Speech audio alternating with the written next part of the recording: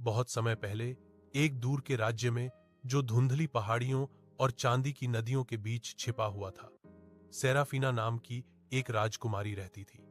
अन्य शाही बेटियों के विपरीत वह अपनी जवाहरात या गाउन के लिए नहीं जानी जाती थी, बल्कि अपनी रहस्य की अजीब आभा के लिए जानी जाती थी। राज्य के लोग अक्सर उसकी चमकती पन्ना आंखों के बारे में फुसफुसाते थे, जिनमें एक गुप्त दुनिया समाई हुई लगती थी।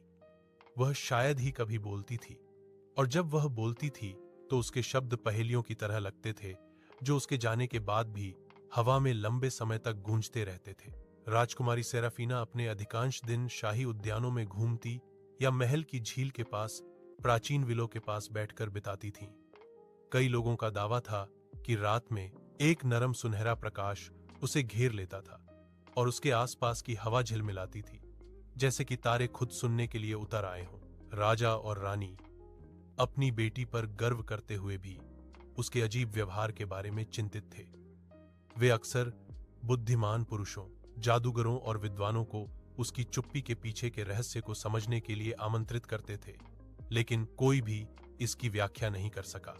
एक रात जब चांद पूरा था और महल सो रहा था, सेराफीना एक भूत या धुन की आवाज का पीछा करती थी, जो उसकी खिड़की से तैरती थी। यह उस अंधेरे जंगल के भीतर से आया था, जो राज्य की सीमा पर था, एक ऐसी जगह जहां किसी को भी प्रवेश करने की हिम्मत नहीं थी। गीत के मार्गदर्शन में वह पेड़ों के बीच नंगे पैर चली, जब तक कि वह बेलों से ढके एक प्राचीन पत्थर के मेहराब तक नहीं पहुंच गई। जैसे ही उसने उसमें प्रवेश किया,